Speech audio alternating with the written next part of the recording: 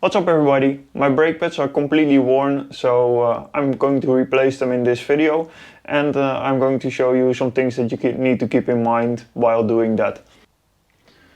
Before we go on, I want to thank all the new subscribers, because we got 32 new subscribers and we are at 532 at this moment since the last video. So I really appreciate it, and if you want to support the channel, make sure to subscribe as well and hit the notification bell so you get notified when I upload a new video. You can also support me by buying some products of my own brand DemDonuts. So if you need some new grip donuts or need a gift for one of your friends, make sure to check out the products of DemDonuts, and I will put all the links in the video description. So let's dive into the content, and make sure to send the like button to the moon. I did service the rear brake when I was rebuilding the bike, so I will put the link in the upper right corner if you want to see that. In that episode of the rebuild, I replaced the rear brake fluid. As well, I greased up the rear brake caliper so it can move smooth. So those things we don't have to do now. The only thing we need to keep in mind is that I replaced the rear brake fluid when I had half-worn brake pads. So when we put new brake pads in there, we need to make sure that there is not too much brake fluid in the system. We are just going to replace the brake pads, and I will show you along the way. So first we're going to take the cover of the rear brake reservoir off. We're going to put that aside, and we're going to clean this one up before we put it back. So now you see that the rear brake fluid is underneath this maximum line. Then to be able to get the old rear brake pads out and the new rear brake pads completely in, we need to make sure that the piston of the brake caliper is pushed back. So we're going to push the rear brake caliper like this.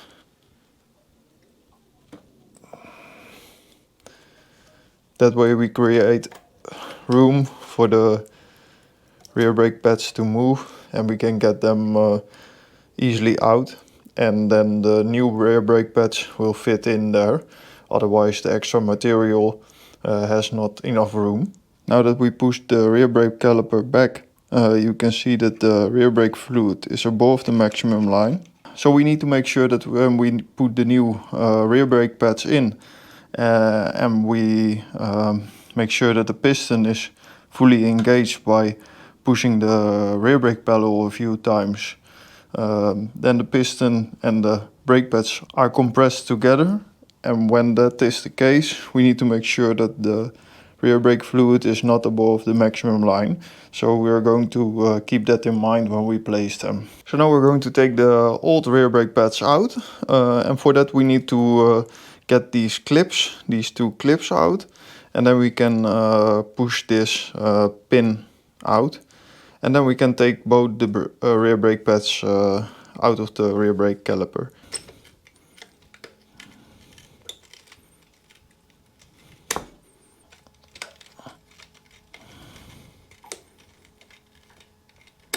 So those are the two clips. Then we can push this pin out. And you can twist it to make it a little bit easier.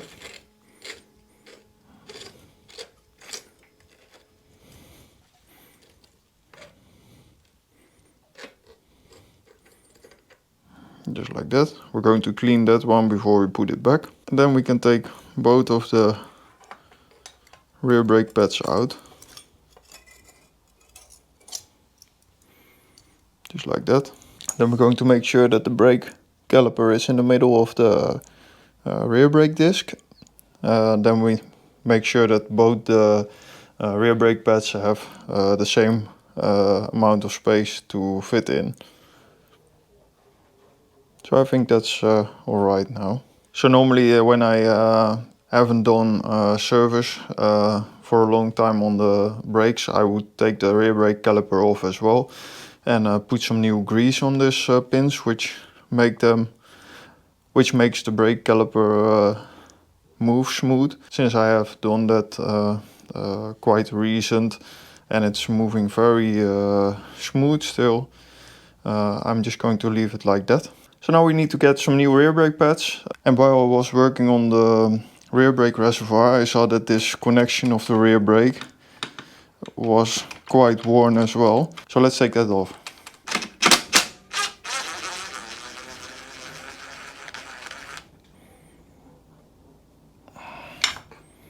Just like that. You see it's quite rusty as well from the last time I cleaned it, most likely. And this is sort of a ball bearing, but this ball is very loose in there. So it's better to just replace that. So let's see if we can get that at Andre Motors as well. So there is a lot of traffic to Andre Motors, so I'm going to another dealer, Brouwer Motors. Let's go there and see if they got the brake pads and the bearing. So let's go. So I came back from Brouwer Motors and they got the rear brake pads and the ball bearing for the rear brake pedal. So that's nice. We can install everything. In the meanwhile, I cleaned everything up. So I cleaned this pin with a wire brush, and the cover of the rear brake reservoir I cleaned it with brake cleaner. So I got the rubber piece off and cleaned it from the inside, as well the cover from the inside. And you need to make sure that these there are two tiny holes on each side to let the air out. You need to make sure that those are open as well. So if they are closed with dirt or something like that, you can use, for example, your wire brush and push a wire through to get the dirt out. So yeah, everything is clean and ready to be installed. So yeah, let's unpack the brake pads. Nothing special, just the original brake pads. I like to use the original brake pads because they tend to wear less fast than other brands. So I would recommend to just use the original ones of Brembo. That way you get more joy out of one pair of brake pads. My experience with aftermarket brake pads is that they wear faster than the original ones and not as straight as the original ones. It's better to just have your brake pads wear evenly and have a good contact with your brake disc. So that's why I just get the original ones always. They're a bit more expensive. I believe they were 40 euros, but yeah, you can use them for quite a while. So let's unpack the ball bearing. So it's just this bottom part, and the ball is nice and tight in the joint again. So we're going to put this nut and this pin over this this new ball joint, and we're going to install that as well.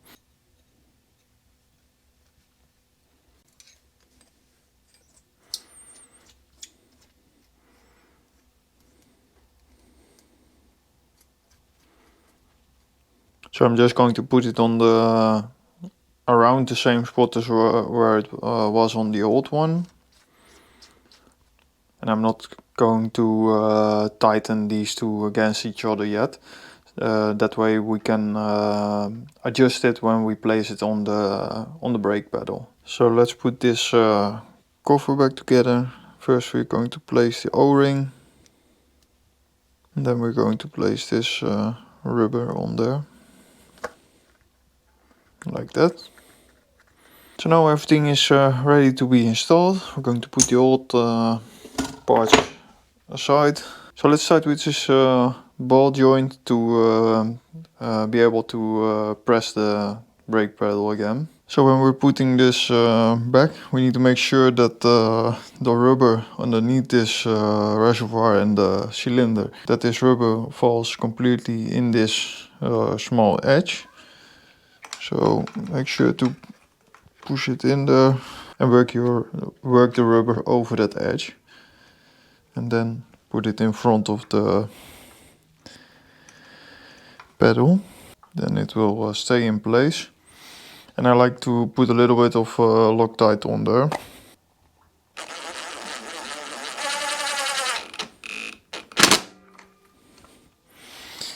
Just like that.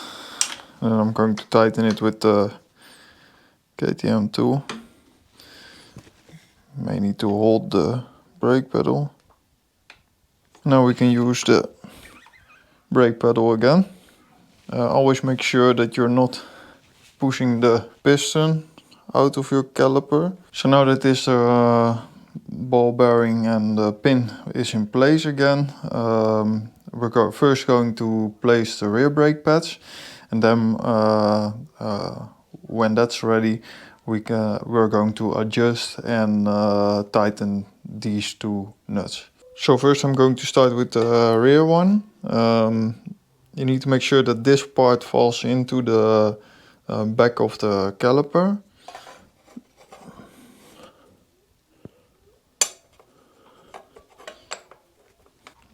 And when it's in there, you need to push it a little bit up, because here this is a spring that keeps the brake pads in place. Now we're going to push this pin through.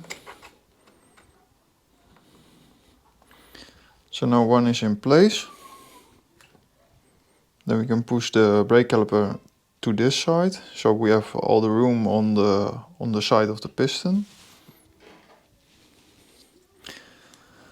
And we're going to place this one.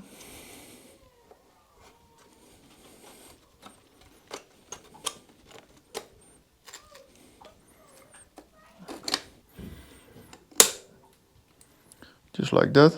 So now this hole is facing upward, and this one as well.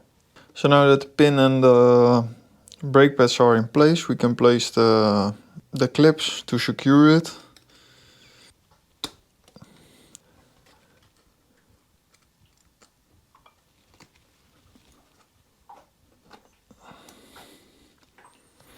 Just like that. So this is nice and secure. So now that the brake pads are in place, we need to push the brake pedal a few times. This makes sure that the brake caliper compresses the brake pads to the brake disc, so that everything is tight, and then we can check the brake fluid level again. Now you see that the brake fluid level is still above the maximum line. So we need to make sure that we get a little bit of brake fluid out before we close off the reservoir with the cover. So I'm just going to let a little bit out from the rear side at the caliper. So I lowered the bike, and I'm just going to attach this tube like this. And then we're going to loosen this valve up with an 8mm wrench. Or not yet. We're first going to put a little bit of pressure on the rear brake pedal, and then we're going to loosen up the valve, and we hold an eye on the level of the brake fluid. It's not a big deal if you let a little bit too much out, because you can always fill it up with some new brake fluid. So first and then we're going to close it again. So the rear brake pedal will fall down when you open the valve, and when you close the valve, then you let the rear brake pedal come up again.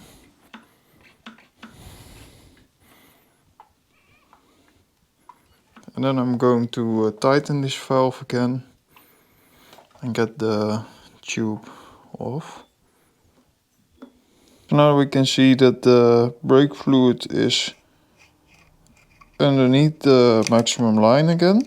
So now I'm just going to put a little bit of new brake fluid in there to make it level with the maximum line. Very careful, because it's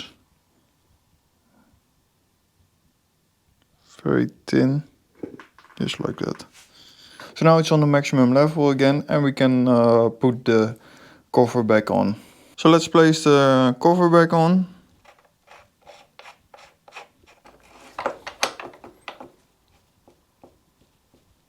Just like that.